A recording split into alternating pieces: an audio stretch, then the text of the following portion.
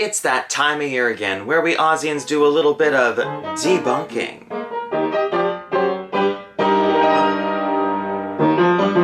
Hello fellow Aussians and welcome to the channel. Today we are going to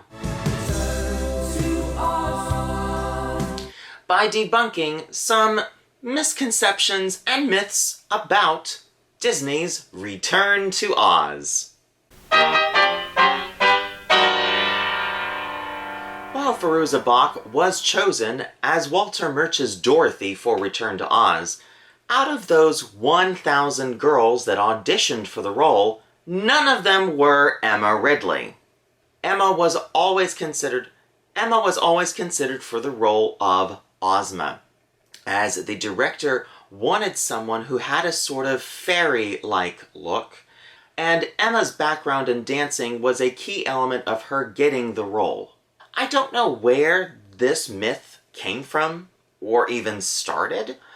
It is one of the oldest ones that I have seen online getting passed around over and over and over again, and it's just not true. It has been debunked many times by Ozma actress Emma Ridley herself. And this is our most recent myth. I heard this one earlier this year at the Oz convention that I attended. And while it is true that British comedian, singer, and entertainer Victoria Wood did record a single called Return to Oz, this single was never intended to ever be played during the film. After the American release of Return to Oz, Disney tried a different strategy by having different pop singles recorded for Return to Oz for its foreign releases. And Return to Oz, as a single, is just one of them. This particular myth was actually debunked at the convention, where they showed a memo stating that this single was never meant to be in the film, but would be used as a promotional song for the movie. Possibly the biggest misconception about Return to Oz is that while Dorothy is at Dr. Worley's, she is receiving electro-shock therapy. And this just couldn't be further from the truth. Walter Murch wanted this film to be as realistic and authentic to the time period as possible.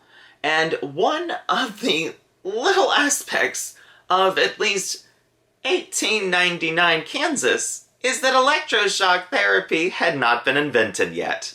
So Dorothy couldn't possibly have received that. So, what is Dorothy receiving?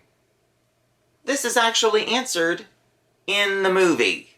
So if you take a look at the newspaper clipping that Uncle Henry is looking at in the opening scene of the film, it says electric healing. Yeah, you probably think that's the same thing as electroshock therapy. It's not. Electric healing is something that actually predates even the 1800s and had been around for quite some time. The idea of having some sort of electric current to possibly heal you is not a new concept that was created by the Victorians. That came earlier. Now, interestingly, the method that is mentioned in that newspaper clipping is actually a real method that was developed during the turn of the 20th century when this film is set. But that actual method is not what the doctor is doing, because the doctor is a quack. That newspaper clipping really shows just how much research was done for this film to try and make it as authentic as possible. More recently, the director has also debunked this. So it would be nice if we would stop spreading around that Dorothy's receiving ECT. During the production of Return to Oz, Walter Murch was fired. But I've heard a lot of different people give all of the blame to Walter Murch.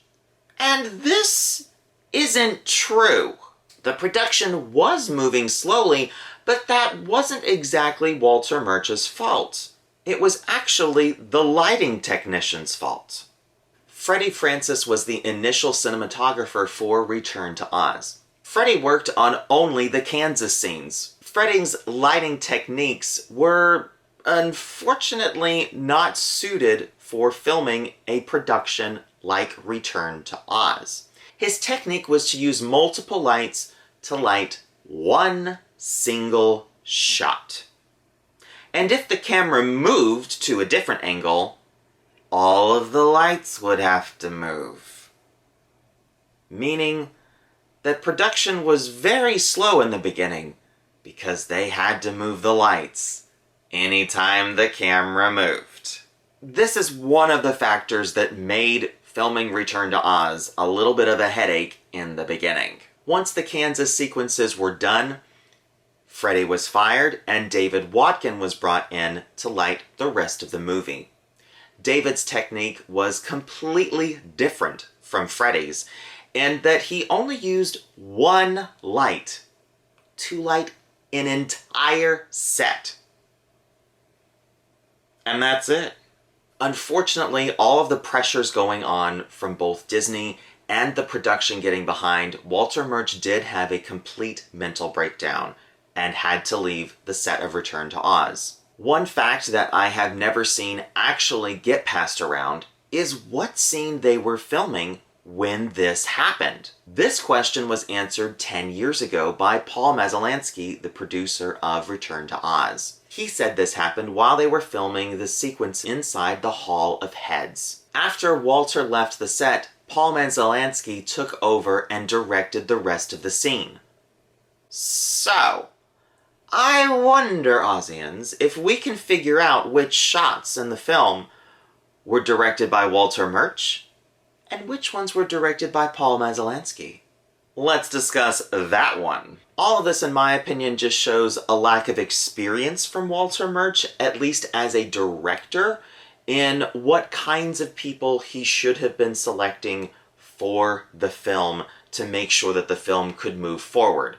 And this is something that Walter wouldn't know since he hadn't directed before Return to Oz.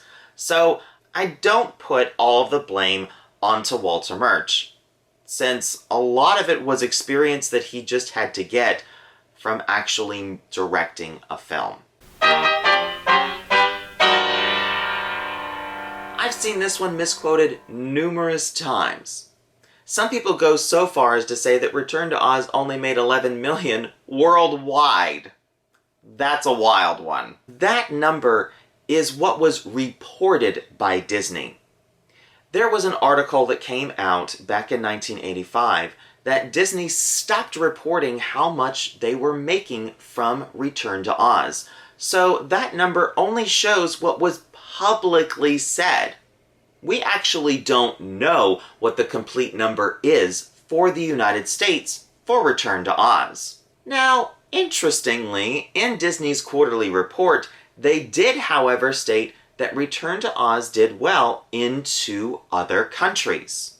Another notable earnings contributor during the year, particularly in the United Kingdom and Japan, was Return to Oz.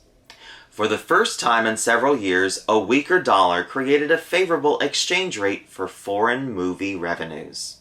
Unfortunately, it is not reported by Disney how much Return to Oz made in both of those countries. But I've been doing some digging of my own. The only country so far that I've been able to research and get actual data from is the United Kingdom. As Return to Oz was shown, each week it actually made more money and expanded to new theaters as it played in the UK. Now, I don't know if this is a strategy that was done at the time in the UK and that they started with only a couple of theaters and just expanded as they went on. I'm not entirely sure. But I can tell you that that's what happened with Return to Oz.